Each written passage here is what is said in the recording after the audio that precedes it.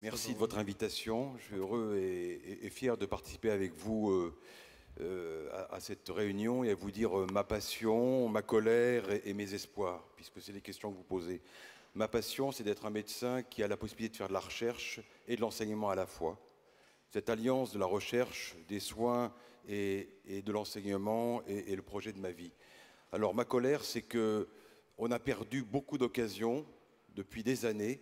On n'a pas pu mettre en œuvre tout ce qu'on aurait pu valoriser du fait de l'archaïsme et de la lourdeur de l'organisation de la recherche en agences qui ont paralysé l'innovation. Donc l'innovation, on en est capable. Il y a des réserves d'énergie fantastiques et d'initiatives immenses dans notre pays. Et mon espoir, c'est justement l'autonomie de l'université qui a rendu possible, qui a libéré les énergies, qui a réhabilité l'esprit d'entreprise et l'initiative individuelle. Je vous donner un exemple aujourd'hui, c'est l'Institut Imagine, qu'avec mes collègues, on a créé grâce à l'autonomie de l'université et grâce à l'un des volets du Grand Emprunt. Cet institut, vous le connaissez, il est au carrefour du bois Montparnasse et de la rue du Cherche-Midi. C'est un grand et bel immeuble que je vous montrerai tout à l'heure. Et il est situé en plein Paris. Et c'est adossé à un grand hôpital, le plus grand hôpital d'enfants d'Europe, l'hôpital Necker-Enfants Malades, qui a 3 siècles, et où on soigne 20 000 enfants atteints de maladies rares chaque année. C'est le plus grand centre de référence mondial pour les maladies rares. Enseignement, recherche, soins, mais hélas, un déficit d'innovation alors que c'était à notre portée. Alors qu'est-ce qu'on a pu faire?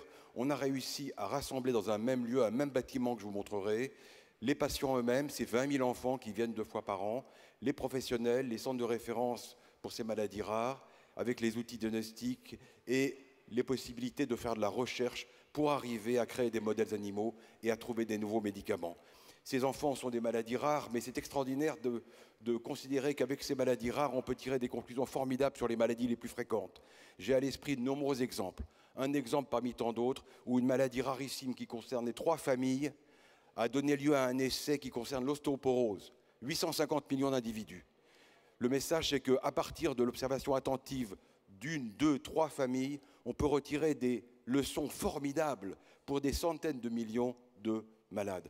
Donc, il n'est pas question d'étudier les enfants parce qu'ils sont rentables. Il faut étudier et traiter les enfants. Chaque enfant mérite un traitement, mais dans certains cas privilégiés, eh bien, de l'observation attentive et de la compréhension des mécanismes naissent des essais extraordinaires et des espoirs thérapeutiques immenses pour demain.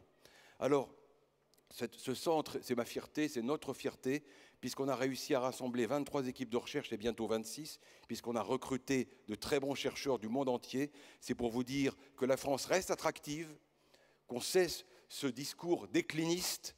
Nous avons lancé un appel d'offres international, nous avons eu 66 candidatures, nous avons auditionné 12 équipes et 3 vont quitter l'Amérique, les États-Unis et l'Angleterre pour venir nous rejoindre dans cet institut. Donc c'est possible et ce pays est attractif. Donc nous avons réuni 23 et bientôt 26 équipes de recherche, les étudiants, les postdocs et des structures de valorisation qui tirent parti de ces observations privilégiées que sont les maladies rares pour l'industrie et des start-up. Alors il y a toutes les maladies possibles imaginables, c'est une matrice qui montre comment on a intriqué verticalement les différentes pathologies des maladies rares, tous les organes peuvent être atteints, avec les structures d'observation clinique, de médecine translationnelle, de recherche clinique et bientôt de valorisation. Alors tout ça, ça commence par l'excellence de la qualité des soins, des observations. Il faut bien connaître les enfants, bien écouter les familles, bien écouter les mamans qui racontent les histoires mieux que personne, tirer parti de ces observations, avoir réuni dans un même lieu les meilleurs experts, cliniciens, biologistes, radiologues, garder les prélèvements des enfants qui ne vont pas toujours survivre. On a des centaines de milliers de prélèvements d'enfants qui ne sont malheureusement plus des nôtres, mais on pourra un jour tirer parti de leur maladie, ils ne seront pas malades et morts pour rien. Alors, on a construit un bâtiment formidable, c'est grâce à un architecte qui a bien voulu relever notre défi. J'avais une histoire professionnelle avec lui, il s'appelle Jean Nouvel, il a accepté de se porter candidat et bien sûr, c'est lui qui a gagné. Il a construit cet immeuble magnifique que je vais vous montrer, que vous apercevez d'ailleurs déjà, il est terminé, il sera bientôt inauguré, au carrefour de Cherche-Midi et de Montparnasse. Un grand centre de recherche.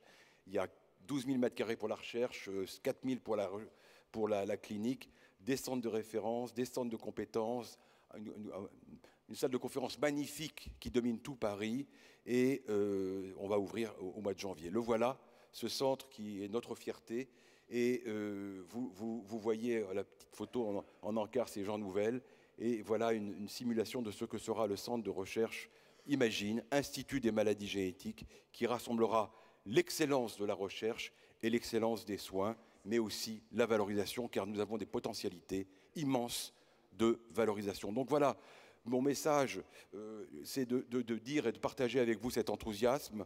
Tout est possible. Nous sommes capables, en France, d'avoir la meilleure médecine d'aujourd'hui et de participer à l'invention de la médecine de demain. C'est ça le défi. Offrir aux enfants malades la meilleure médecine d'aujourd'hui et inventer la médecine de demain, l'enseigner et la valoriser. Merci de votre attention.